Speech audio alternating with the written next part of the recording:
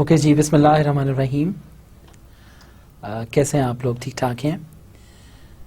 The topic which we were discussing that was Islamic law of contracts and business transactions and your teacher is same Syed Zulfiqar Ali Shah. Before going towards the subject, as usual let's have summary of the last lecture कि last class में हम लोगों ने क्या किया, what was the result of that. We started the discussion from multiple types of contracts, जिसके अंदर हम लोगों ने देखा था कि कॉन्ट्रैक्ट्स को किसी एक बेसिस के ऊपर we can't divide. There are certain basis जिसकी बेसिस के ऊपर कॉन्ट्रैक्ट को डिवाइड किया जाता है। एक बेसिस थी उनकी वैलिडिटी के पॉइंट ऑफ व्यू से, तो दो हिस्सों में तकसीम किया था। One was valid contract and the other one was non valid contract. फिर हनफी स्कूल ऑफ थॉट के मुताबिक हमने वो देखा, वैलिड कॉन्ट्रैक्ट के अंदर कुछ और बातें देखी हम लोगों ने। मौकूफ सस्पेंडेड कॉन्ट्रैक्ट्स के ऊपर बात की, बाइंडिंग लाजिम एंड नॉन बाइंडिंग कॉन्ट्रैक्ट्स के ऊपर बात की, वॉइडेबल या फासिद कॉन्ट्रैक्ट्स के ऊपर फिर हम लोगों ने बात की। ये हनफी स्कूल ऑफ थॉट के मुताबिक था। Some forms of voidable contracts भी हम लोगों ने डिस्कस की and in each form we discussed multiple examples. Legal status of the फासिद वॉइडेबल कॉन्ट्रैक्ट, इस पे बात की। वॉइड या बातिल कॉन्ट्रैक्ट्स कौन कौन से होते हैं। फिर एक और बेस थी इनकी कॉम्पनसेटरी एंड नॉन कॉम्पनसेटरी, तो उनको हमने डिवाइड किया था commutative and non commutative contracts.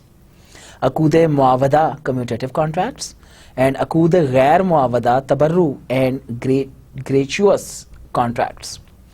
Legal status of commutative and non commutative contracts, इनको बड़ी डिटेल में हम लोगों ने डिस्कस किया। हर एक की हम लोगों ने एग्जांपल्स भी देखी और उनको ऑफ कोर्स हम लोगों ने अंडरस्टैंड करने की प्रॉपर कोशिश की। मुझे उम्मीद है आप लोगों को सारी बात समझ आई होगी। देखते हैं आज का हमारा प्लान क्या है, what we want to discuss today. तो कल ऑफ कोर्स हम लोगों ने कॉन्ट्रैक्ट को जहां पर छोड़ा था उससे थोड़ा सा आगे मूव करेंगे। आज कंडीशनल और कंटिंजेंट कॉन्ट्रैक्ट्स के बारे में बात करेंगे। फिर हम बात करेंगे कुछ सम एक्सेसरी कॉन्ट्रैक्ट्स जिसमें वकाला है, टाइप्स ऑफ वकाला की बात करेंगे। वकालतुल इस्तिस्मार है, तवर्रुक है, यूज ऑफ तवर्रुक फॉर लिक्विडिटी मैनेजमेंट, ज्वाला, पार्टीज टू ज्वाला। फिर सब्जेक्ट मैटर ऑफ ज्वाला एंड रिवॉर्ड के ऊपर बात करेंगे। एग्जीक्यूशन ऑफ अ ज्वाला कॉन्ट्रैक्ट, फिर पैरेलल ज्वाला कॉन्ट्रैक्ट्स के ऊपर बात करेंगे। Some Islamic financial products based on ज्वाला, कौन कौन सी प्रोडक्ट्स हैं जो ज्वाला कॉन्ट्रैक्ट की बेसिस के ऊपर इस्लामिक फाइनेंशियल इंस्टीट्यूशंस लॉन्च करते हैं। बाय अल इस्तजरार सप्लाई कॉन्ट्रैक्ट्स के ऊपर बात करेंगे। और फिर ओवरऑल समरी, जो कुछ हम लोगों ने देखा उसकी समरी देखेंगे। और एज यूजुअल जो आज के लेक्चर की समरी होगी वो तो एंड के ऊपर होगी ही होगी। तो बात शुरू करते हैं। होप आप तमाम लोग तैयार हैं। Okay, we'll start from conditional or contingent contracts. As a general rule, conditional contracts are not valid. This, however, requires some detail and some conditions could be acceptable. General rule के मुताबिक तो conditional contracts are not allowed. लेकिन कुछ ऐसी conditions हैं, कुछ ऐसी details हैं जो इनको acceptable बना देती हैं। We find discussion on the fiqh literature on three types of stipulations or conditions. fiqh में हमें तीन किस्म की कुछ कंडीशंस मिलती हैं।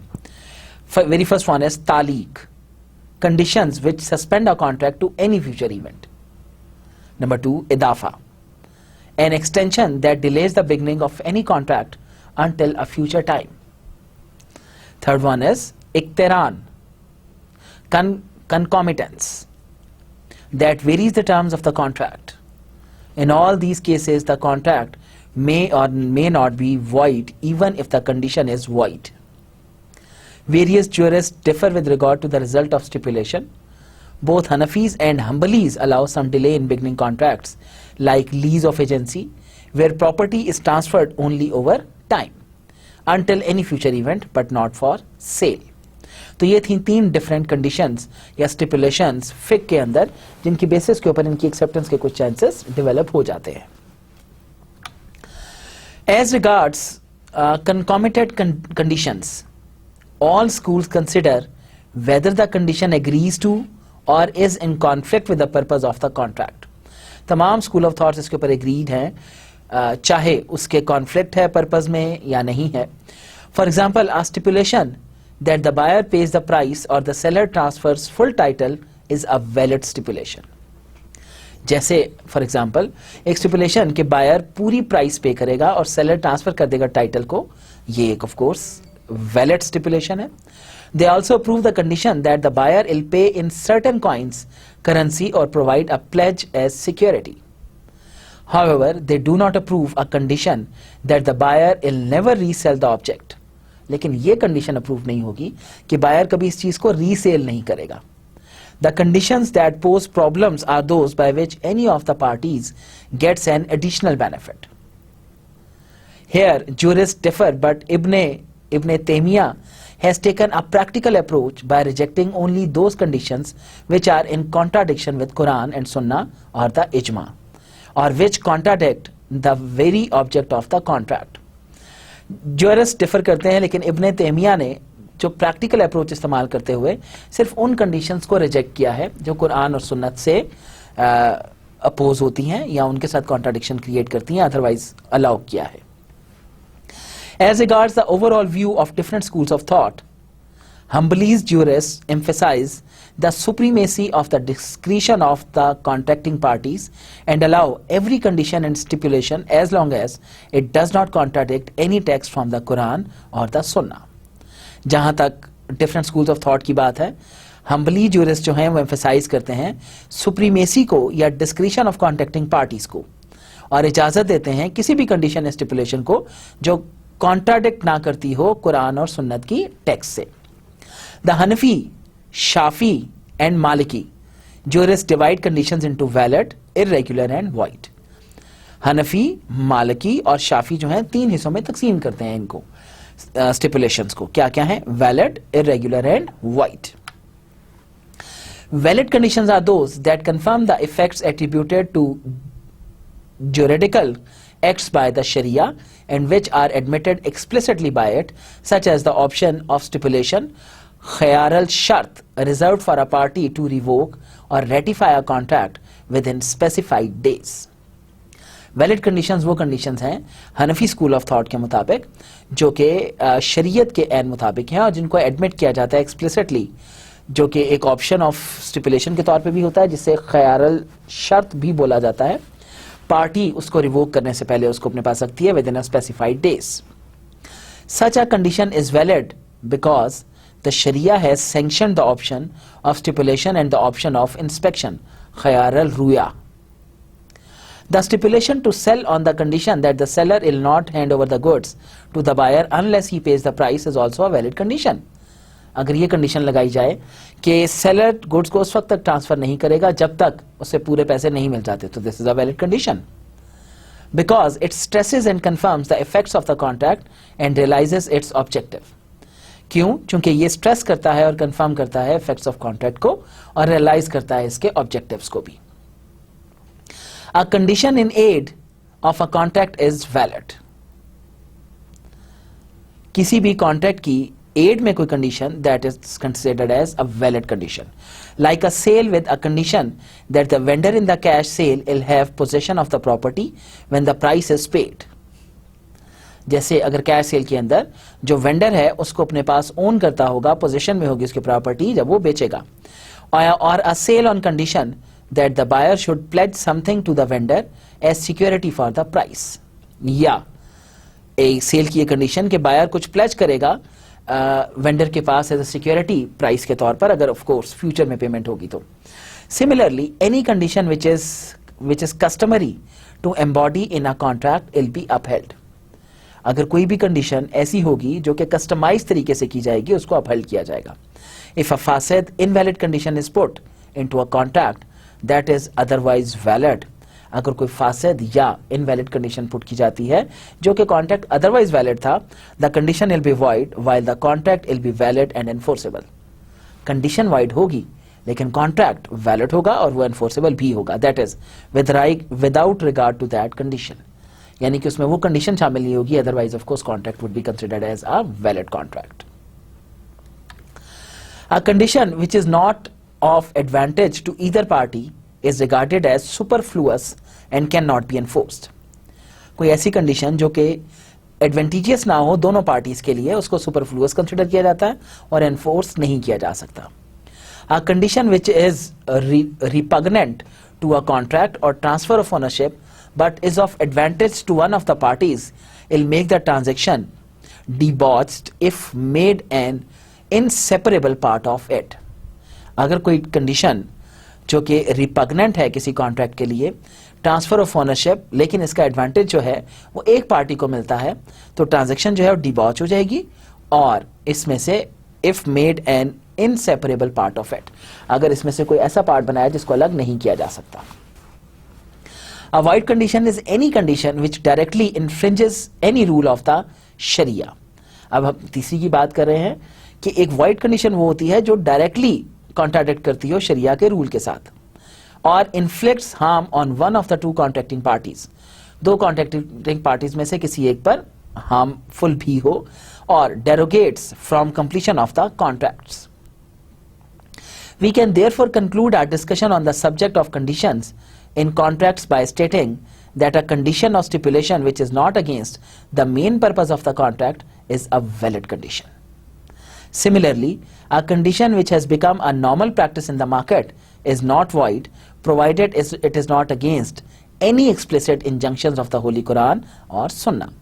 अगर कोई कंडीशन मार्केट के अंदर जुबान आम हो गई है, मार्केट के अंदर आम है, तो वो ऑफ कोर्स उसको हम लोग वाइड नहीं बोलेंगे अनटिल एंड अनलेस कि वो कुरान और सुन्नत के अगेंस्ट ना हो. For example, a condition that the seller will provide 5 years guarantee and 1 year's free service is not wide.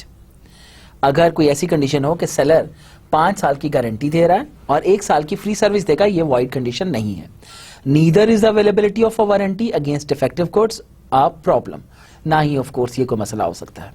Similarly, conditions may be imposed in a sale regarding the service और repair of any manufactured item sold to a buyer. The parties can give each other an option to cancel a transaction during a given period after the conclusion of that transaction. तो ये तो थी कुछ conditions के हवाले से या contingent contracts के हवाले से कुछ बातचीत. आज थोड़ी सी मजीद आगे बात चलाते हैं. कुछ हमने इस सारे डिस्कशन के दौरान कुछ एक्सेसरी कॉन्ट्रैक्ट्स की बातें की थी, उनको भी थोड़ा सा डिटेल में डिस्कस किए लेते हैं. Some accessory contracts. Major contracts being used by Islamic financial institutions like Shirka, Bay, Ijara and similar contracts have been discussed separately in various classes. हम कर चुके हैं हर क्लास में इनको अलग अलग discuss. However, there are some ancillary contracts that are used as part of the major contracts. कुछ ऐसे कॉन्ट्रैक्ट्स भी होते हैं जो कि इस्तेमाल होते हैं एज अ एंसिलरी कॉन्ट्रैक्ट एक मेजर कॉन्ट्रैक्ट के साथ और could be used under various modes, मुख्तलिफ मोड्स के अंदर भी इस्तेमाल हो सकते हैं. Out of these 2 contracts namely वकाला, जिसे एजेंसी भी बोलते हैं, एंड ज्वाला, rendering a service against reward, are being discussed here. यहाँ पे इंशाल्लाह आज डिस्कस कर रहे हैं हम लोग.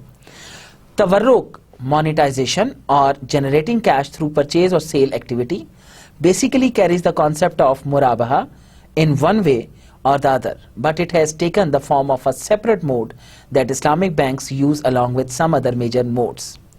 Hence, it is also being discussed here. Istajrar, a kind of repeat sale that could take place under some major modes, has been discussed briefly. मज़ीद अब क्या करेंगे, ये कुछ इस्तजरार जिसके अंदर एक रिपीट सेल की बात है उसको भी यहाँ पे हम डिस्कस करेंगे. अदर सब कॉन्ट्रैक्ट्स लाइक हवाला, असाइनमेंट ऑफ डेट, कफाला, गारंटी एंड बय अल देन, sale of debt would be discussed in the relevant classes. ये उस वक्त हम डिस्कस करेंगे. ओके, बात शुरू करते हैं वकाला से, जिसको एजेंसी भी बोलते हैं. द लिटरल मीनिंग ऑफ वकाला इज लुकिंग आफ्टर. वकाला का जो लफ्जी मतलब है दैट इज लुकिंग आफ्टर, ख्याल रखना. टेकिंग कस्टडी और एप्लीकेशन ऑफ स्किल और remedying on behalf of others, अपने पास रखना या एप्लीकेशन ऑफ स्किल्स की एप्लीकेशन या रेमेडी करना ऑन बिहाफ ऑफ अदर्स, दूसरों के बिहाफ पर. फ्रॉम दिस द वर्ड तौकील इज डिराइव्ड. यहां से एक वर्ड तौकील डिराइव होता है which means to appoint someone to take charge of something, किसी को अपॉइंट करना किसी एक चीज का चार्ज देने के लिए. And also to delegate any job to any other person, कोई जॉब किसी दूसरे पर्सन को डेलीगेट करना. वकाला इज ऑल्सो अ रिस्पॉन्सिबिलिटी. वकाला एक जिम्मेदारी भी है. It is therefore necessary for a वकील to discharge his responsibility in the way a trustee discharges his responsibility in the case of amana. इसलिए ये एक वकील की जिम्मेदारी बन जाती है कि वो अपनी रिस्पॉन्सिबिलिटी को, जिम्मेदारी को डिस्चार्ज करे उस तरीके से जिस तरीके से कोई ट्रस्टी डिस्चार्ज करता है अपनी जिम्मेदारी को इन द केस ऑफ अमाना, अमानत के केस के अंदर।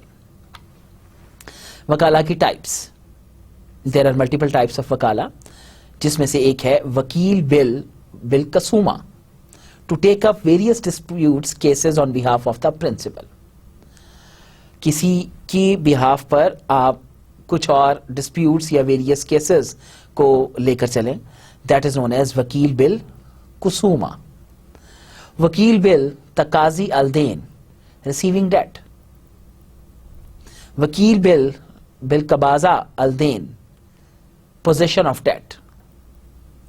वकील बिल बय, एजेंसी फॉर ट्रेडिंग। वकील बिल शेरा, agency for purchase. So these are multiple types of wakala. Agency or delegated authority is proved by the text of the Sharia. Agency या delegated authority जो है ये शरिया भी approve करती है। The Holy Prophet peace be upon him himself delegated the job of purchasing a goat for him to a companion named Urwa al-Barki. हजूर सल्लल्लाहु अलैहि वसल्लम ने भी अपनी एक बकरी खरीदने की जिम्मेदारी अपने एक साथी को दी और साथी का नाम था Urwa al Barki. Similarly the fourth pious caliph हजरत Ali and a number of other companions delegated their businesses to others. इसी तरह जो हमारे चौथे खलीफा हैं और कई और कंपेनियंस या सहाबा कराम, इन्होंने अपनी जो बिजनेस की जो जिम्मेदारियां थी वो डेलीगेट की दूसरों को। The subject matter of agency or the act to be performed by the agent should be known or defined. Agency जिसको भी आप एजेंट बना रहे हैं या जो एजेंसी बना रहे हैं उस पर subject matter clear cut define होना चाहिए। If the agency is for the purchase of a thing, अगर एजेंसी किसी चीज की खरीदारी के लिए है तो the genus, kind, quality and the other necessary attributes of the commodity to be bought should be mentioned. क्या लेना है, किस किस्म का होगा, क्वालिटी क्या होनी चाहिए और बाकी जितने भी ऐसे एट्रीब्यूट्स जो आप समझते हैं वो क्लियर कट मेंशन होने चाहिए। Agency is not permissible in acts prohibited in Shariah.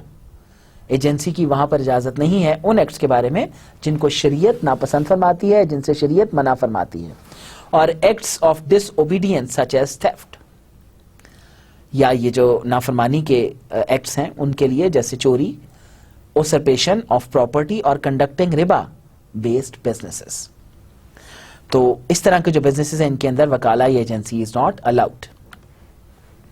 N act to be carried out by an agent should be one that admits representation. ये एक्ट जो कि कैरी हो रहा है एजेंट के थ्रू, वो एडमिट करता हो उसकी रिप्रेजेंटेशन को। Hence appointment of an agent for an act such as prayer, fasting, giving evidence और for taking an oath is not permissible.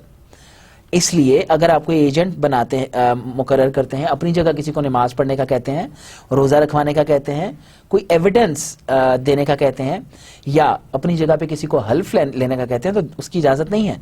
Because these acts should be performed by the principal himself. ये वो acts हैं जिनको शरीयत clear cut कहती है कि बंदे को खुद करने चाहिए। An eye witness to an incident for instance is required to give testimony himself. एक गवाह होना चाहिए जो कि इसकी ऑफ कोर्स गवाही दे। He is not allowed to delegate this task to another person. वो इस किस्म के टास्क दूसरे बंदे को डेलीगेट नहीं कर सकता। Some of the acts for which the agency contract can be invoked include sale and purchase, letting and hiring, borrowing and lending, assignment of debt, guarantee, pledge, gift, bailment, taking and making payments, marriage and divorce, litigation and relinquishment, admission and acknowledgement of rights. ये वो चीजें हैं जिनके बारे में इसको invoke किया जा सकता है। An agency contract may be specific or general. A bank, for example, may appoint an agent to purchase some kinds of goods as and when asked by it. Bank for example appoint किया जा सकता है as an agent कोई चीजें purchase करने के लिए जब और जैसी चीजें चाहिए हों। This will be a general agency contract. ये एक जनरल एजेंसी कॉन्ट्रैक्ट है। If a bank asks an agent to sell his particular asset at a given price और as per its instruction, it will be a specific agency contract. अगर एक bank किसी agent को कहता है कोई खास चीज बेचने के लिए, तो वो एक स्पेसिफिक कॉन्ट्रैक्ट होगा। Even in a general contract, the nature of job to be undertaken has to be clearly defined to avoid any disputes. यहां तक कि किसी जनरल कॉन्ट्रैक्ट के अंदर भी जो नेचर ऑफ जॉब हमने किसी से करवानी है उसको क्लियर कट डिफाइन होना चाहिए ताकि फ्यूचर डिस्प्यूट्स को अवॉइड किया जा सके।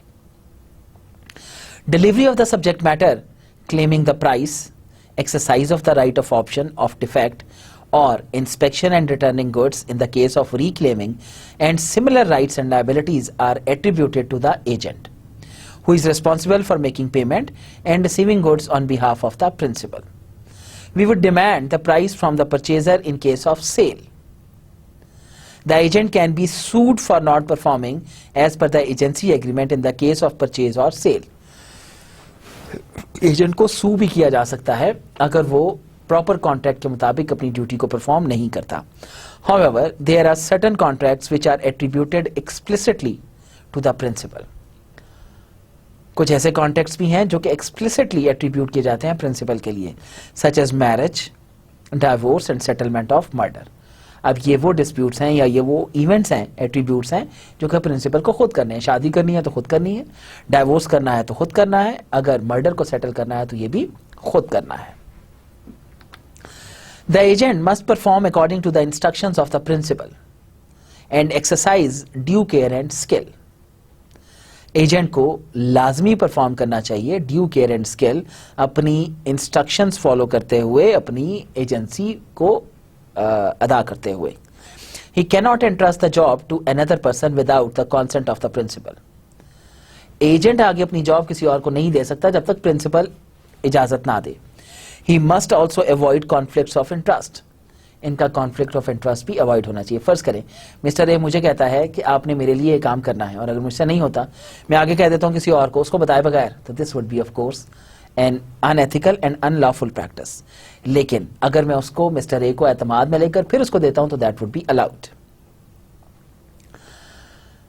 He must also avoid conflicts of interest. Hence, for example, he cannot sell his own property to the principal without fully disclosing that it belongs to him. अगर किसी agent को property खरीदने के लिए कहा जाए और वो एजेंट अपनी प्रॉपर्टी बेच दे उसको बगैर बताए प्रिंसिपल को, तो that is also not allowed, क्योंकि कॉन्फ्लिक्ट ऑफ इंटरेस्ट बीच में आ सकता है। Agency code generate third party liabilities. Banks, while appointing an agent for the conduct of any business, should take care of this aspect to ensure that the agent performs the function in good faith and with due diligence, and the contract may contain a clause to make him liable in the case of negligence on his part. कोई भी agent है वो due diligence के साथ काम करेगा, और अगर कोई नुकसान होता है उसकी बेसिस पर तो वो ऑफ कोर्स जो एजेंट है उसको भरना पड़ेगा। An action performed by an agent on behalf of the principal will be deemed an action by the principal. अब प्रिंसिपल की हम लोग रिस्पॉन्सिबिलिटी की बात कर रहे हैं। कोई एजेंट अपने प्रिंसिपल के बिहाफ पे जो काम करता है उसको प्रिंसिपल का काम कंसिडर किया जाएगा। According to the preferred jurist view, particularly of Shafis and Hanbalis, ownership of a commodity purchased by an agent for the principal will stand transferred from the seller to the principal without first entering into the ownership of the agent. अगर कोई agent principal के लिए कोई चीज खरीदता है तो वो चीज जब खरीदी जाएगी तो डायरेक्ट ओनरशिप प्रिंसिपल को ही ट्रांसफर होगी। ये किसके मुताबिक है? हम्बलीज और शाफी स्कूल ऑफ थॉट के मुताबिक। Sometimes jobs are undertaken without the proper authority of the principal. बाज़ औक़ात प्रिंसिपल की प्रॉपर अथॉरिटी के बगैर कुछ जॉब्स की जाती हैं। Such an unauthorized person is termed fuduli in Islamic jurisprudence. There are two opinions regarding the legal status of contracts concluded on behalf of another without proper authority. The preferred view is that these are valid subject to ratification by the principal. A wakala contract comes to an end by mutual agreement. Mutual agreement के साथ वकाला contract खत्म हो जाता है। Unilateral termination, discharge of obligation, destruction of the subject matter और death और loss of the legal capacity, in situations में भी खत्म हो जाता है वकाला।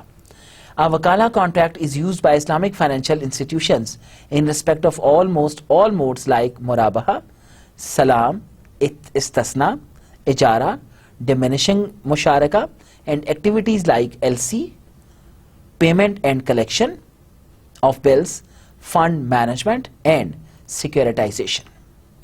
वकाला may be both commutative and non-commutative. वकाला compensatory भी हो सकता है और non-compensatory भी हो सकता है. Islamic banks mostly do not pay a fee to their clients who purchase, sell goods on their behalf or perform other functions. बाज़ औक़ात इस्लामिक बैंक्स अपने जो एजेंट्स हैं उनको कोई चीज़ पे नहीं करते जो उनकी खातिर कुछ परचेज या सेल कर रहे होते हैं. However, banks normally charge fees for agency services rendered by them on behalf of their clients. लेकिन बैंक्स जो है जो भी सर्विसेज अपने क्लाइंट्स के बिहाफ पर दे रहे होते हैं वो उनसे चार्ज करते हैं. तो इसका मतलब ये कम्यूटेटिव हुए. दूसरा एस्पेक्ट जो है that is non commutative.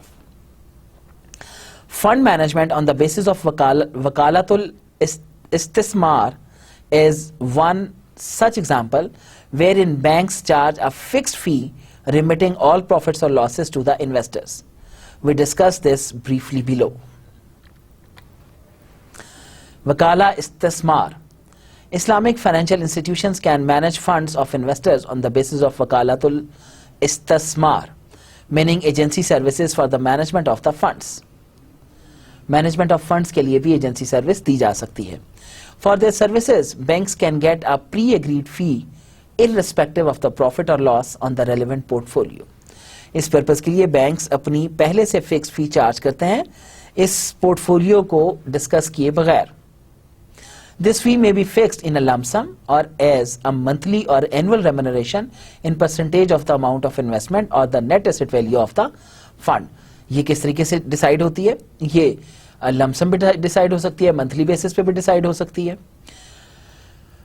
Net asset value की बेसिस पर या ऑफ कोर्स इन्वेस्टमेंट की बेसिस पर. For example, it may be agreed that the management will get 2% or 3% of the net asset value of the fund at the end of every financial year. For example ये decide हो सकता है, agree किया जा सकता है कि management 2% या 3% नेट एसेट वैल्यू का चार्ज करेगी फंड का हर फाइनेंशियल ईयर के इख्तिताम के ऊपर. However, it is necessary to determine any one of the aforesaid methods before the launch of the fund. लेकिन ये भी जरूरी है कि ये बताया जाए कोई भी मेथड, जो भी मेथड होगा फंड के लॉन्च होने से पहले. The practical means of doing this would be to disclose in the prospectus of the fund the basis on which the fees of the management will be paid. It is generally presumed that whoever subscribes to the fund agrees with the terms mentioned in the prospectus. Therefore, the manner of paying the management fee will be taken as agreed upon by all the subscribers. कैसे ली जाएगी? वो agreement होना चाहिए तमाम subscribers के through. Tawarruk. Tawarruk means to buy on credit and sell at spot value with the objective of getting cash. तवरुक का मतलब है क्रेडिट पे खरीदना या बेचना स्पॉट वैल्यू पे इस ऑब्जेक्टिव के साथ कि कैश लिया जाए. Meaning that the transaction is not the need of the buyer. इसका मतलब है ट्रांजैक्शन बायर की नीड नहीं है. He simply wants liquidity. वो सिर्फ लिक्विडिटी चाहता है, which he gets by purchasing a commodity on credit and selling the same forthwith for cash. खरीद कर साथ ही उसको कैश पर बेच दे. If he sells to any third party, अगर किसी तीसरी पार्टी को बेचता है, it is acceptable from the Sharia point of view. शरीयत इजाजत देती है. But he sells to the person from whom he purchased on credit, it is not Sharia compatible according to the majority view. लेकिन जिससे खरीदा और उसके बाद उसी को ही बेच देता है क्रेडिट के ऊपर, इसकी शरीयत इजाजत नहीं देती. Despite being a grey area, Tawarruk is being used by many Islamic banks for liquidity management and as a mode of financing, especially for personal financing and credit cards. ये ग्रे एरिया होने के बावजूद तवरुक जो है ये कई financial institutions इस्तेमाल कर रहे हैं, इस्लामिक बैंक्स इस्तेमाल कर रहे हैं लिक्विडिटी मैनेजमेंट के लिए, मल्टीपल मोड्स ऑफ फाइनेंसिंग के लिए, स्पेशली जहां पर पर्सनल फाइनेंसिंग या क्रेडिट कार्ड्स की बात हो रही हो. In the traditional books of Islamic jurisprudence, Tawarruk has been discussed mainly by the Hanbali and Shafi jurists. Islamic jurisprudence के अंदर तवर्रुक डिस्कस किया गया है हम्बली और शाफी ज्यूरिस्ट के through. But they also differentiate it from बाय and Anna.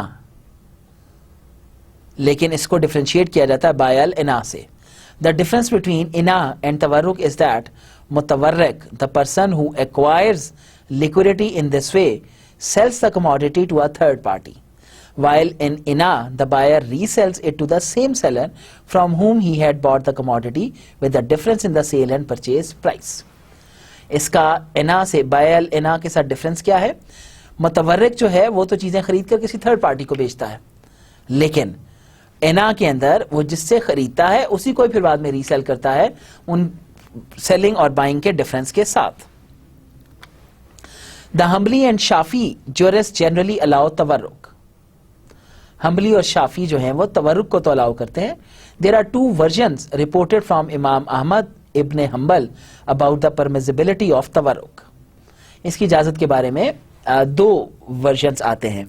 The majority of the Hanbali jurist have preferred the version according to which तवर्रुक is permissible.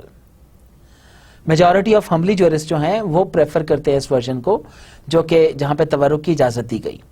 However Ibn Taymiyyah and Ibn Qayyim have held it as impermissible, लेकिन इन्होंने इसको इजाजत नहीं दी. Maliki jurist who are very strict about इना do not see a major problem in तवर्रुक. Maliki jurist जो हैं जिनका बहुत इशू है इना के साथ, वो कहते हैं तवर्रुक में कोई इशू नहीं है. They consider it a way to avoid Riba.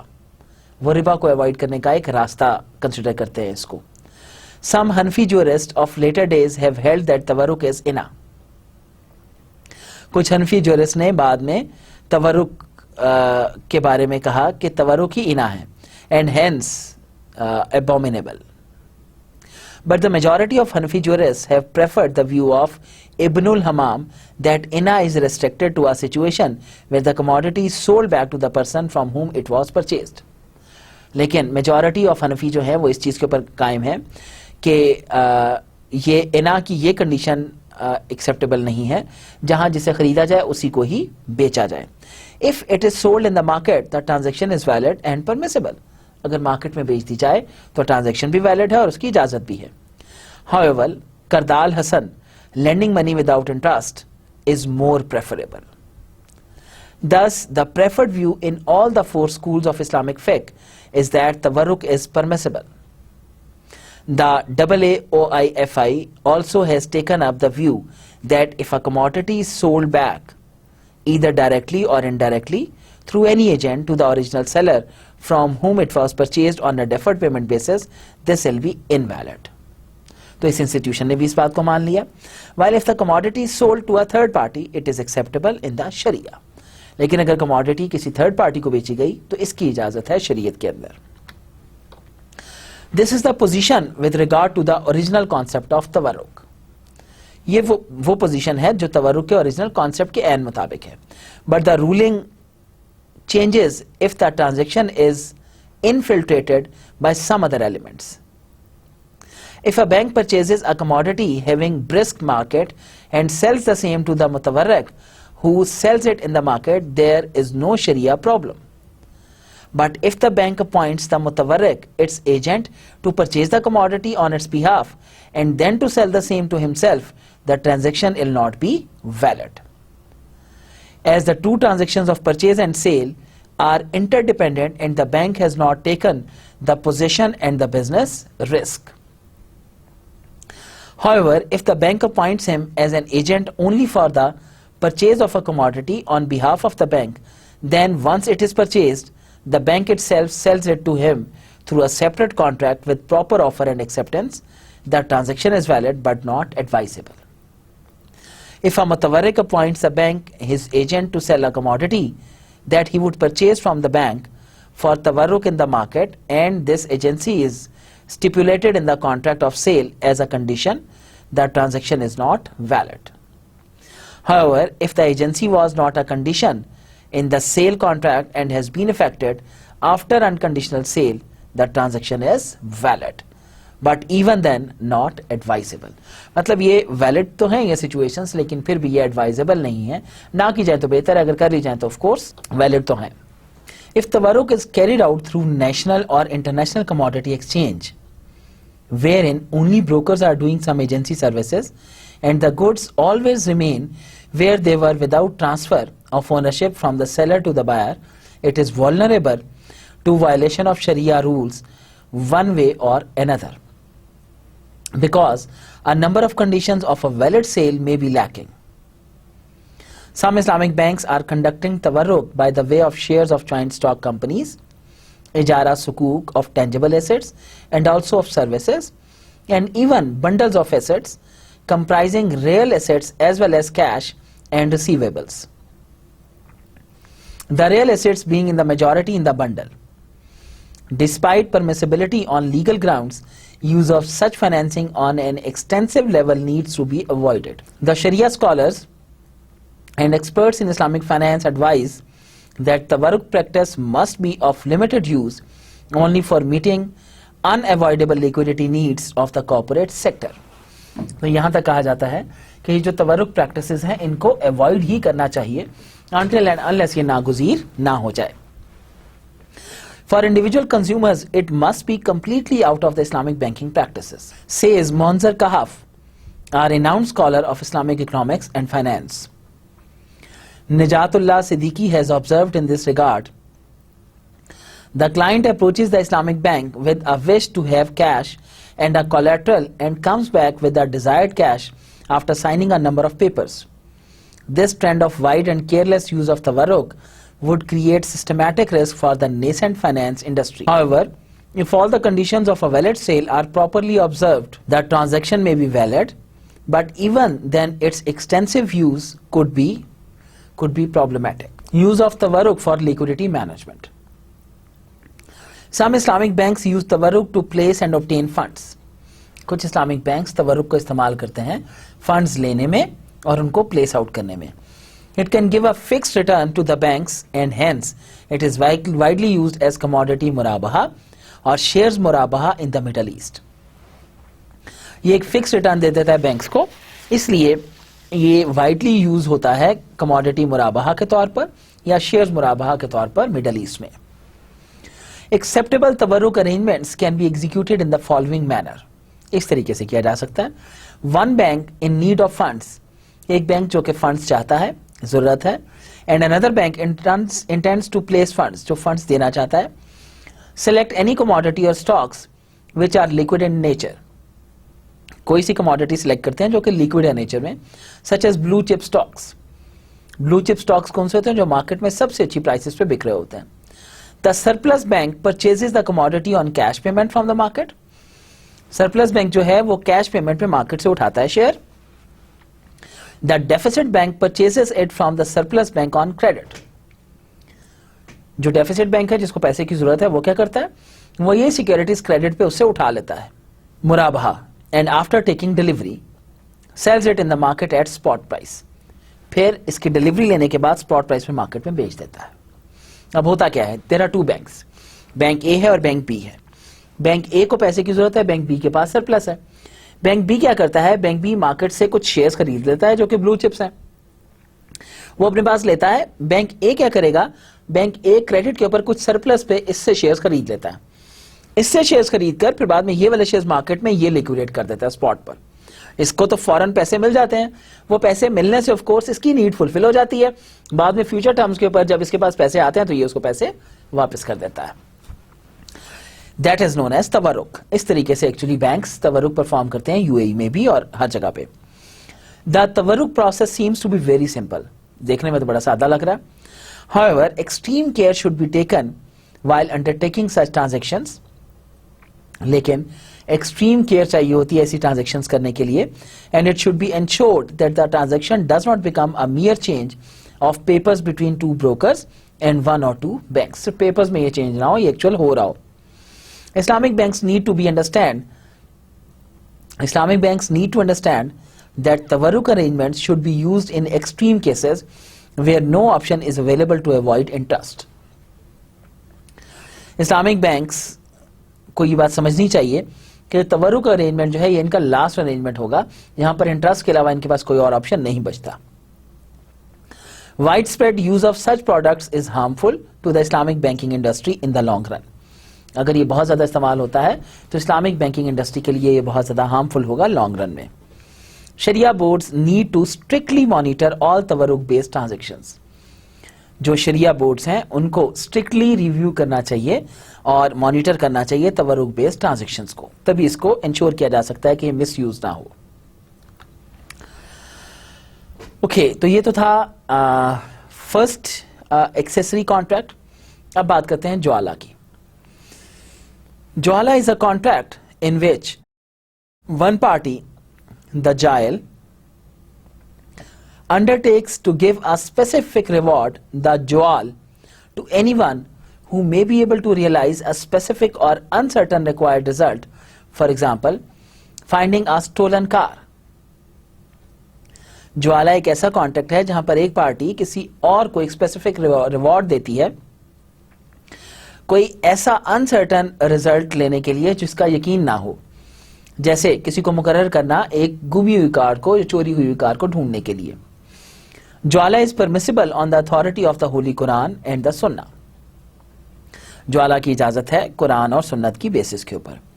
There is reference in सुन्ना Yusuf to the announcement about the lost beaker of the king that the person who would find the beaker of the king would be given reward of a camel load grain.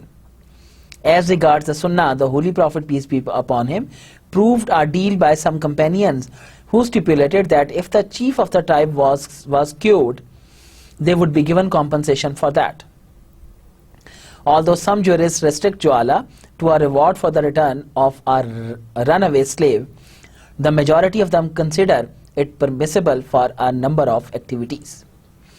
कुछ jurist कुछ खास activities के लिए इसको मना फरमाते हैं, लेकिन नंबर ऑफ एक्टिविटीज के लिए ज्वाला की इजाजत दी जाती है चूंकि कुरान और सुन्नत के ऐन मुताबिक है। The determination of the required and result of the transaction is considered to be sufficient to make it permissible. जो रिजल्ट हम चाह रहे हैं जिसके लिए ज्वाला हो रहा है उसका सफिशिएंट तरीके से बयान किया जाना चाहिए इसको परमिसिबल बनाने के लिए। Jwala is a relevant and useful transaction in events that cannot be accomplished through ijara. Jwala relevant है और useful है उन केसेस के अंदर जहां पर इजारा जो है वो उसके बस की बात नहीं रहती, such as bringing back a lost property from an uncertain location. वापस लाना है एक गुमी हुई प्रॉपर्टी का किसी uncertain location से, because the ijara contract requires that the work must be specified. इजारा कॉन्ट्रैक्ट के अंदर तो काम को स्पेसिफाई करना पड़ता है कि क्या किया जाएगा। अकॉर्डिंगली ज्वाला may be used by Islamic banks for recovery of overdue debts. ज्वाला को इस्तेमाल किया जा सकता है ओवरड्यू डेट्स की रिकवरी के लिए and certain other services whereby the subject of the required work can not be minutely specified. जहां पर हम किसी काम को माइन्यूटली स्पेसिफाई नहीं कर सकते कि कैसे कंडक्ट होगा, वहां पे ज्वाला can be in practice. Parties to Jwala. The two parties of Jwala are the offerer and the worker. दो पार्टीज होती हैं, एक वो जो कि ऑफर कर रहा होता है कि मेरे लिए तुमने ये काम करना है और एक वो जो कि काम करने वाला है। The former offers specified compensation to anyone. Farmer जो है या जो ऑफरर है वो कोई भी कॉम्पनसेशन ऑफर कर सकता है किसी को भी वर्कर को, who has to realize a determined result in a known or unknown period. जिसको वो रिजल्ट लेकर आना है जिसके लिए उसको ये टास्क दिया जा रहा है, किसी स्पेसिफाइड पीरियड के लिए भी या टाइम मेंशन नहीं भी किया जा सकता। The worker may be any specified person और द जनरल पब्लिक। काम करने वाला कोई भी जनरल आदमी हो सकता है या फिर जनरल पब्लिक हो सकती है। In this respect also it is different from इजारा। इस लिहाज से भी ये इजारा से डिफरेंट है ज्वाला। Realisation of the end result is necessary in ज्वाला for payment of the compensation to the worker. Result की रियलाइजेशन बहुत जरूरी है क्योंकि आखिर में इसकी कॉम्पनसेशन होनी होती है। In other words, if the worker despite his effort is unable to realize the objective, he will not be entitled to any compensation for his effort or time spent. अगर बहुत कोशिश करने के बाद एंड रिजल्ट नहीं आता तो worker किसी भी कॉम्पनसेशन का अहल नहीं करार दिया जाएगा। Therefore, Jwala is not affected by the uncertainty with respect to the subject matter or the work to be done. This is why it is suitable for activities for which ijara is not. इसलिए ज्वाला सिर्फ उन activities के लिए होना चाहिए जहां पर इजारा लागू नहीं होता। It is not a condition of Jwala that the worker be specified and it is sufficient that an offer is issued to the general public. ये एक कंडीशन नहीं है ज्वाला की कि वर्कर को स्पेसिफाई किया जाए, और ये it is sufficient that an offer is issued to the general public को एक ऑफर की जाए, in response to which any person can undertake the work himself or with the help of others. जिसके response में कोई भी बंदा ये काम कर सकता है खुद से या किसी और की मदद के साथ. However, if any worker is specified, then he himself will have to undertake the work, or he can involve others with the express consent of the offerer. अगर किसी को स्पेसिफाई कर लिया जाता है तो अब ऐसी सिचुएशन में उसको अपने आप को अपनी कॉन्सेंट देनी पड़ेगी, और अगर वो काम किसी और से कराना चाहता है तो जो ऑफरर है उससे पहले कॉन्सेंट लेगा. ज्वाला is similar to agency in which seeking help from other is valid. ज्वाला एजेंसी से मैच करता है जिसके अंदर किसी और से मदद लेना भी जायज करार दिया गया. ज्वाला per se is not a binding contract. ज्वाला एक बाइंडिंग कॉन्ट्रैक्ट नहीं है. Parties in a Jwala contract are entitled to terminate the contract unilaterally. एक बंदा भी इसको खत्म कर सकता है. However, when the worker commences the work, ये वर्कर काम करना शुरू कर देता है, it becomes binding, and if the offerer revokes in between, he'll have to give a reasonable wage to the worker.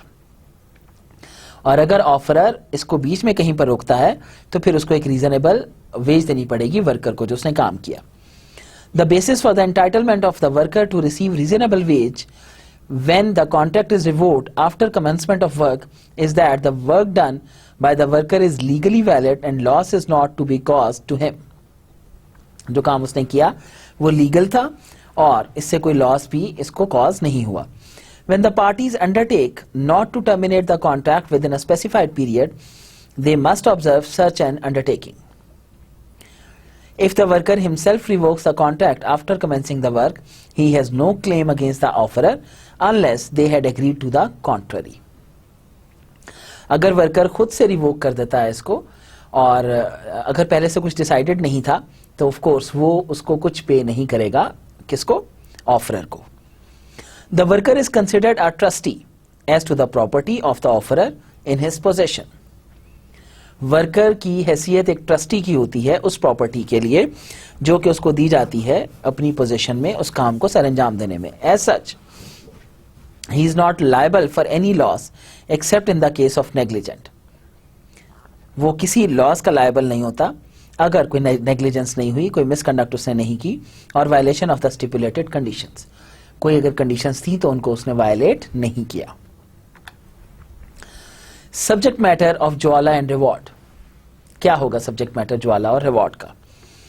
The subject matter of ज्वाला is the work required to be done and the compensation agreed for the work. Subject matter ज्वाला का होता है कि काम क्या है, क्या काम करवाना है और इसके बदले में हम इसको रिवॉर्ड क्या दे रहे हैं. एज ज्वाला is a contract of exchange, it is necessary to indicate a task that and the reward. The task should not be a legal or an employment obligation upon the worker and must involve some effort. Task जो है वो उसकी job का हिस्सा नहीं होना चाहिए और उसके ऊपर कुछ एफर्ट उसकी रिक्वायर्ड हो. The reward should be known and valuable. Reward पहले से बताया जाए और कुछ वैल्यूएबल भी होना चाहिए. That is permissible consideration and deliverable when required so as to avoid any uncertainty when the result is realised. पहले से बताया जाए क्या परमिसिबल है ताकि किसी भी अनसर्टेनिटी को अवॉइड किया जा सके. The reward can also be a certain portion of the realised result. Reward जो चीज रियलाइज हो रही है उसका कुछ हिस्सा भी उसे ऑफर किया जा सकता है. If the work to be realised is determined, अगर जो काम होना है वो डिटरमिन हो गया है, a Jwala contract is valid despite uncertainty about the amount of work to be put in by the worker and the possibility of realization of the result. Jwala can be used for undertaking various activities like extraction of minerals, finding any lost asset or property, collection of debts, getting any information for the benefit of the offerer, such as presenting a report on any subject or the project or undertaking any scientific invention.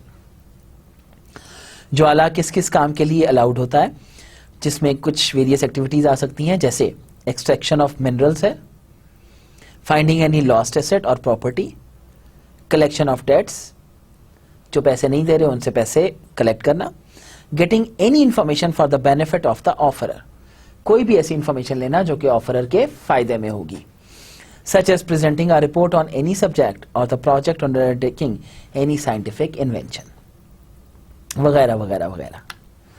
For example, governments may ask some firms for extraction of minerals with the condition that a specified amount of money will be given only to those who find any agreed upon mineral with specified features. Government किसी को मुकर्रर कर सकती है extraction of minerals के लिए, लेकिन साथ ये भी मेंशन करते हुए कि जो मिनरल्स फाइंड होंगे उनका ये स्पेसिफिक कैरेक्टरिस्टिक्स होगा तो फिर कुछ मिलेगा. ज्वाला can also be use for collection of debt, collection of due but defaulted debts, वो डेट्स जो डिफॉल्ट हो चुके हैं उनकी कलेक्शन के लिए भी ज्वाला हो सकता है. Where the entitlement to compensation is contingent upon collection of agreed upon debts receivables, जो entitlement of compensation है ये contingent होगी उसकी collection के ऊपर. Compensation in this case can also be related to the amount of realized debts on a proportionate basis. Compensation जो है वो proportionate basis पर भी हो सकती है. For innovations, scientific discoveries and designs such as trademarks, the entitlement of compensation is contingent upon realization of the discovery or the accomplishment of the stipulated job. ऐसी situations में of course compensation उनकी basis पर भी हो सकती है. If Jwala is used for brokerage activities, अगर ज्वाला brokerage activities के लिए इस्तेमाल होता है, the entitlement to compensation will be contingent upon completion or execution of the contract for which the brokerage service has been sought. जो आपकी compensation या reward है वो contingent होगा किस चीज के साथ, इस execution of contract के साथ, और जब तक आपने जो services sought की थी वो पूरी नहीं हो जाती. An offerer can specify a time for accomplishment of a job. Offerer time specify कर सकता है job के complete होने के लिए. After which the worker will not be entitled to any reward. जिसके बाद वर्कर एंटाइटल नहीं होगा किसी भी रिवॉर्ड के लिए, एक्सेप्ट एनी स्टिपुलेशन और adjustment otherwise. For example, parties can agree that if work on the job is at an advance stage but remains incomplete. मिसाल के तौर पर अगर पार्टीज एग्री कर जाती हैं कि जो काम था जॉब का वो एडवांस स्टेज पर है लेकिन इनकम्प्लीट है कुछ जेन्युइन प्रॉब्लम की वजह से, तो the completion time may be increased with mutual consent. तो जो कंप्लीशन टाइम है जॉब का उसको इंक्रीज किया जा सकता है दोनों पार्टीज की म्यूचुअल कॉन्सेंट के साथ. एग्जीक्यूशन ऑफ अ ज्वाला कॉन्ट्रैक्ट कैसे एग्जीक्यूट होता है? ज्वाला can be concluded by an open or informal offer to the public. ज्वाला कंक्लूड होता है एक ओपन और एक इनफॉर्मल ऑफर के साथ जनरल पब्लिक को. In this case any person who hears or receives the offer and is interested to do the job may do so. कोई भी बंदा जो इसको सुनता है या रिसीव करता है ऑफर को, वो जो भी इसमें इंटरेस्टेड है वो ये जॉब कर सकता है जो इसको करना चाहे, either himself or through the assistance of another person, चाहे खुद से करना चाहे या चाहे किसी की असिस्टेंस के साथ. शरीयत को कोई एतराज नहीं है. However, if a Jwala contract is concluded with a specified worker, लेकिन अगर ज्वाला कॉन्ट्रैक्ट एक स्पेसिफाइड वर्कर के साथ कंक्लूड होता है, such a worker is obliged to perform the work himself. ऐसा वर्कर लाजिम होगा कि वो खुद से इस काम को परफॉर्म करे. Conclusion of a Jwala contract does not require a counter acceptance by another party. Conclusion of Jwala contract जो है इसके अंदर काउंटर एक्सेप्टेंस की जरूरत नहीं होती दूसरी पार्टी की तरफ से, as is required in इजारा, जैसे इजारा में जरूरत होती है. Because the requirement of counter acceptance in Jwala is practically unattainable. क्यों? चूंकि काउंटर एक्सेप्टेंस ज्वाला के अंदर जो प्रैक्टिकली unattainable होती है, except when it is concluded with a specific worker who is obliged to perform the work himself. As against ijara, ujra, the claim to the reward is not enforceable until the completion of the required work. इजारा के against जब तक यहां पर task complete नहीं हो जाता ज्वाला के अंदर कॉम्पनसेशन नहीं दी जाती. In Ujra, the worker who had agreed to work for a stipulated time is entitled to a wage if he has worked for the settled time, irrespective of the work being completed or not. जबकि उजरा में क्या होता है कि अगर आपने कोई टास्क असाइन किया, वर्कर ने काम किया, चाहे वो कंप्लीट हुआ या नहीं हुआ, आप उसको वेज जरूर देते हैं. However, the worker is entitled to the reward prior to the completion of the work in the following situations. लेकिन अगर काम कंप्लीट नहीं होता तो कुछ सिचुएशंस में हम उसको पहले से कॉम्पनसेशन भी दिए देते हैं. वो सिचुएशंस क्या है? Number 1, when it is found that the worker has worked to realize a result in respect of a property that does not belong to the offerer and a legal decision to the effect has been issued. जो property वो ढूंढ रहा था या जिसके बारे में वो बात कर रहा है वो ऑफरर से बिलोंग नहीं करती और इसके बारे में एक लीगल डिसीजन भी आ गया, तो ऐसी सिचुएशन में वर्कर को ऑफ कोर्स पैसे मिल जाएंगे. When an accident that was not due to the negligence or misconduct of the worker causes impairment of the value of the subject matter of the contract, here the worker is entitled to the full reward. अगर कोई ऐसा accident हो जाता है उस subject matter के साथ जो कि इसकी अपनी मिसकंडक्ट या नेग्लिजेंस की वजह से नहीं है, फिर भी वर्कर को फुल रिवॉर्ड मिलेगा. The worker is not entitled to a reward if Jwala is terminated unilaterally. Worker entitle नहीं होगा रिवॉर्ड का अगर ज्वाला एक पार्टी की तरफ से टर्मिनेट होती है by either party before the commencement of work, काम शुरू होने से पहले. However, when the contract is terminated by the offerer after the work is commenced, अगर ऑफरर टर्मिनेट करता है काम को जब काम शुरू हो गया तो the former is obliged to pay to the worker the common market remuneration. तो ऑफरर जिसने टर्मिनेट किया वो पूरी अमाउंट पे करेगा मार्केट के मुताबिक उस वर्कर को जिसको उसने हायर किया था अगर कमेंसमेंट हो गई तो. पैरेलल ज्वाला कॉन्ट्रैक्ट्स, ये क्या होते हैं? A bank after taking work can get it done by others on the basis of a parallel ज्वाला. एक बैंक काम लेने के बाद इसको करवा सकता है दूसरे पैरेलल ज्वाला की बेसिस पर.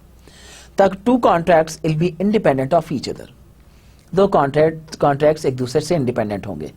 The bank may play the role of the worker by signing a ज्वाला कॉन्ट्रैक्ट.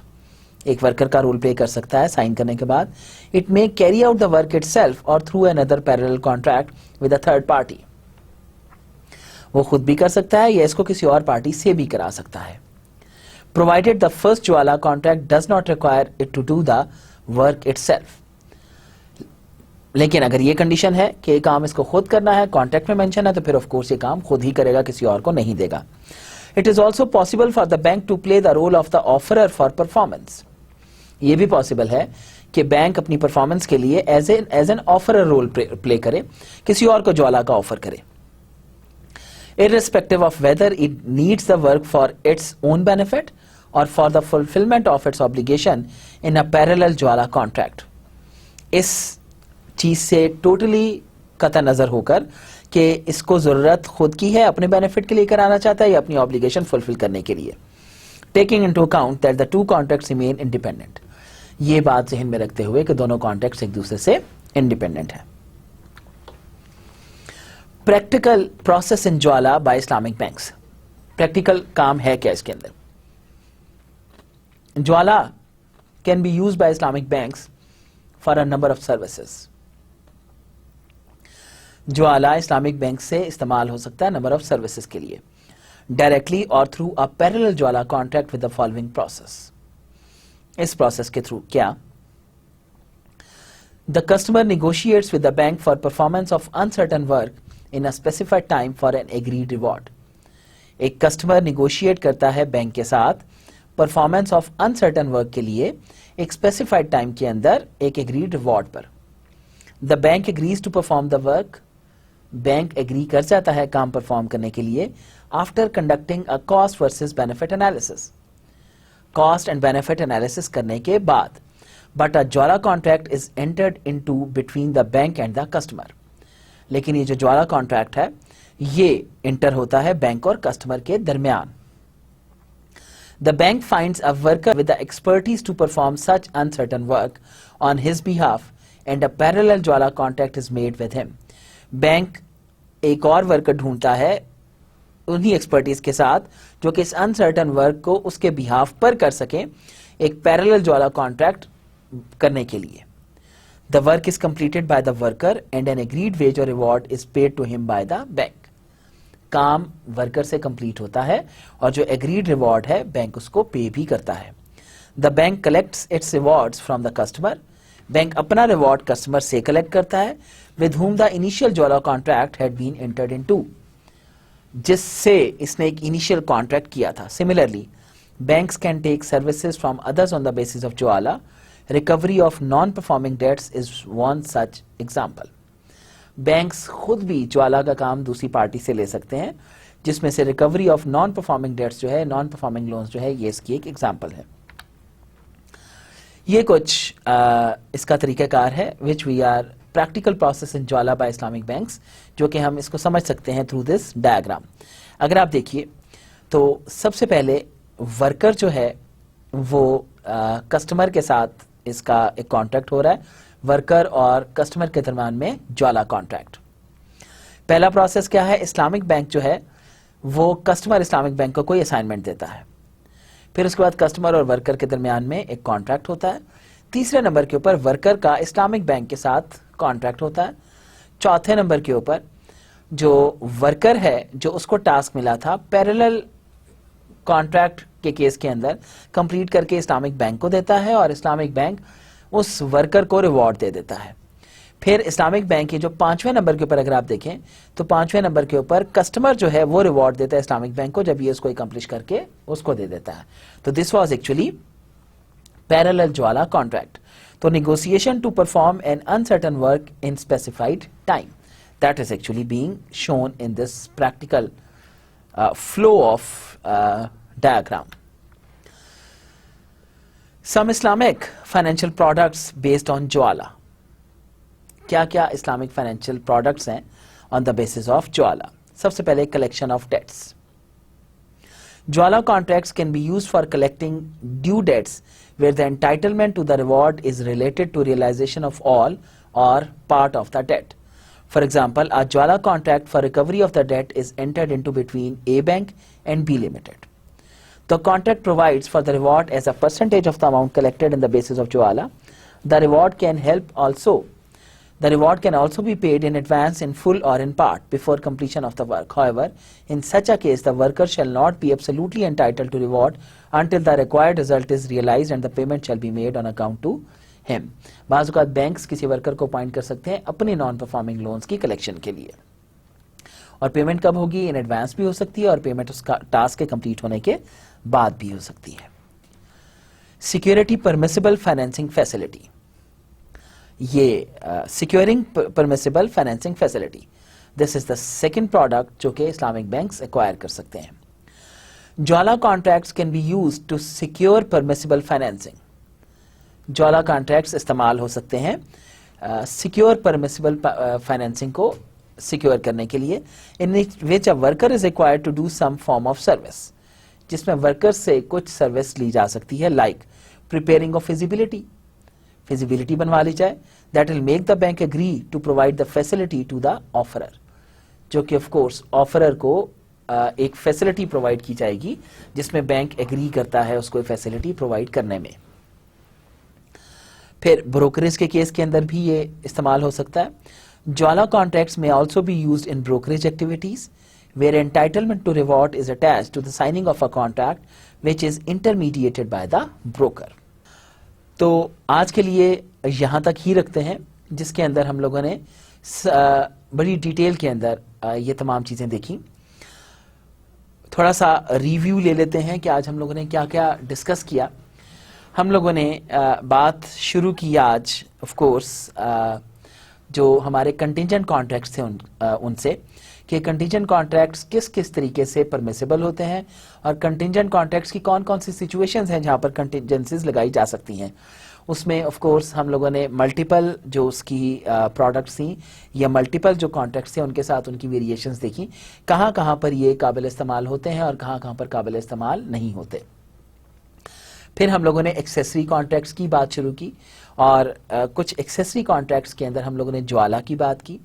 हम लोगों ने एक्सेसरी कॉन्ट्रैक्ट्स के अंदर कुछ और कॉन्ट्रैक्ट्स की भी बात की और उनकी फिर हम लोगों ने लीगल फ्रेमवर्क्स देखे, कहाँ कहाँ पर ये एक्सेसरी कॉन्ट्रैक्ट्स इस्तेमाल हो सकते हैं, कहाँ कहाँ पर नहीं। और जो ज्वाला कॉन्ट्रैक्ट है इसके अंदर हम लोगों ने मजीद बात की कि ज्वाला कॉन्ट्रैक्ट की फॉर्म्स कौन कौन सी अलाउड हैं और कौन कौन सी अलाउड नहीं है। तो आई होप आप लोगों ने आज का लेक्चर भी एंजॉय किया होगा और आज के लेक्चर से आप लोगों को लर्निंग भी हुई होगी। तो अगली क्लास में इंशाल्लाह हम लोग डिस्कस करेंगे सप्लाई कॉन्ट्रैक्ट्स को और जो कुछ समरीज रह गई वो भी हम लोग इंशाल्लाह डिस्कस करेंगे कॉन्ट्रैक्ट से। और ये कॉन्ट्रैक्ट्स वाला चैप्टर जो है इंशाल्लाह हम लोग इसको अगली क्लास के अंदर ख़त्म करेंगे। मुझे उम्मीद है आप तमाम लोग मेरे साथ थे और आप तमाम लोगों ने एंजॉय किया होगा। बहुत बहुत शुक्रिया। अल्लाह हाफ़िज़।